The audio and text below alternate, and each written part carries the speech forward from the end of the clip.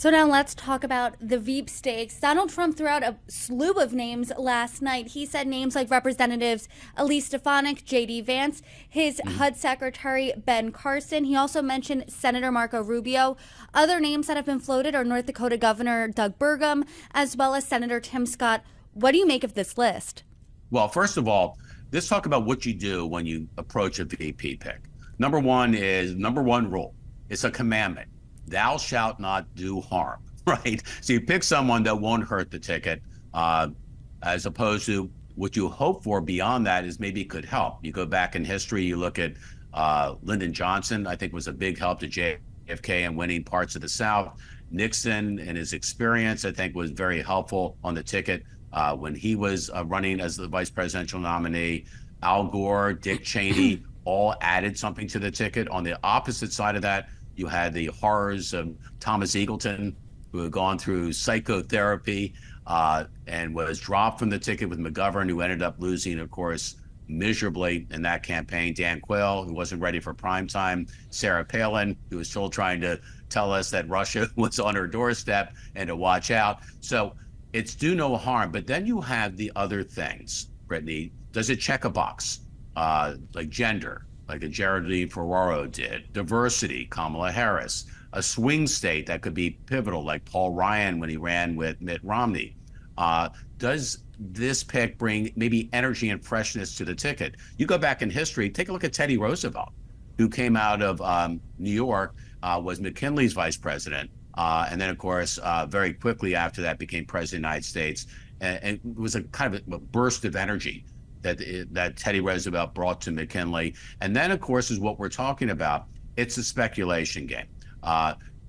Put as many names into the hopper as you can. And you just mentioned Ben Carson, Elise Stefanik, North Carolina Governor Doug Burgum, Senator Tim Scott.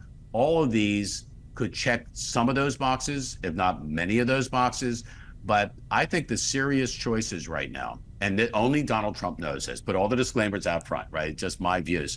I think you're looking at 2 or 3 serious plays right now, and they're going to be looked at and vetted very carefully. One is Tom Cotton, the senator from Arkansas, who's very sharp, great on his feet, decorated Army veteran, will be no pushover when it comes to foreign policy.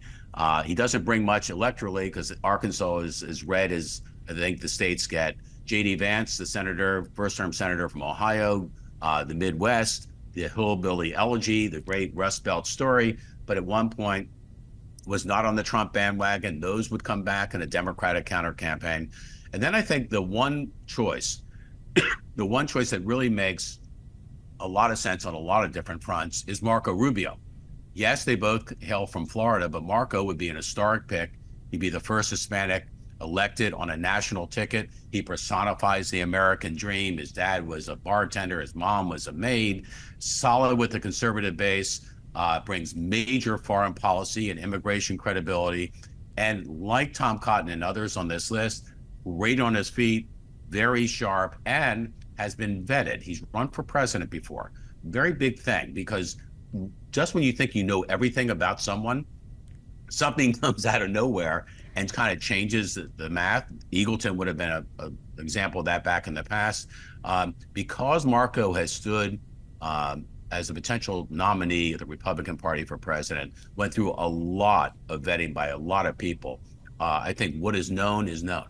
What is known is. And he represents a safer pick, perhaps, than some of the others.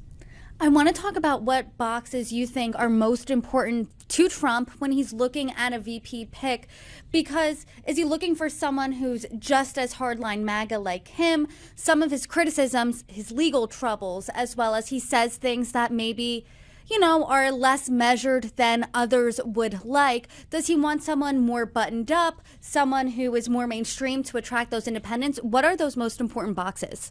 Your very question gave the list of the very things that he and his team will consider, right? Any of those things could be helpful.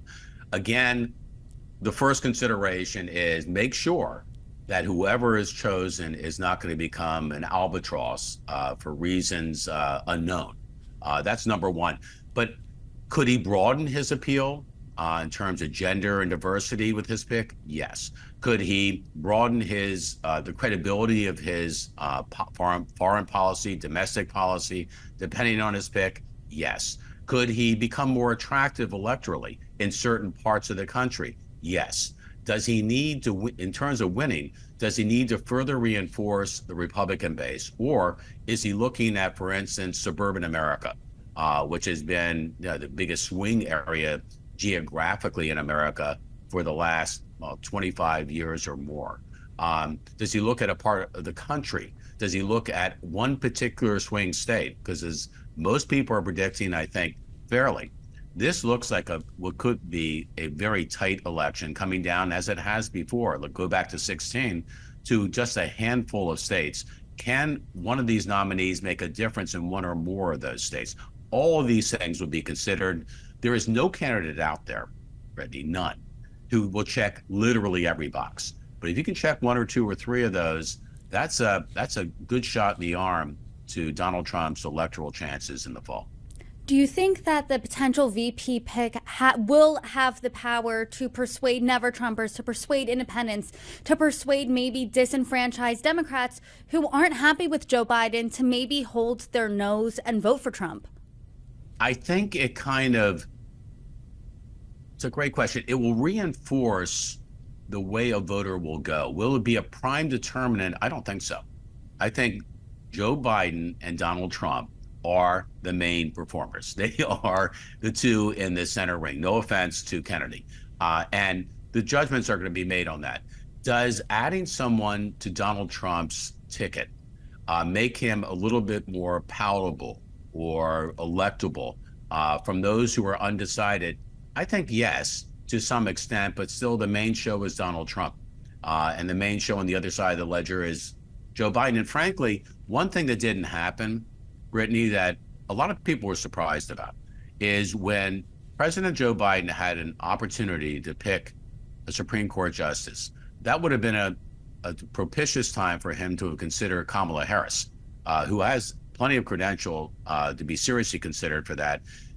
And had that happened, Joe Biden might have another running mate that could breathe, you might say, fresh energy into his ticket, which I think he kind of desperately needs. They did not take advantage of that. No offense to Kamala Harris, but I don't think that Joe Biden right now is benefiting from his vice president in terms of electability. I just don't think that's adding the punch that I think that he could use, especially in some of the swing states. So that opportunity has come and gone. But for Donald Trump, I think all of these people we've talked about, they'd add something. But ultimately, this is coming down to a choice of A versus B. And it doesn't include the two people as much behind A versus B as it does the main players.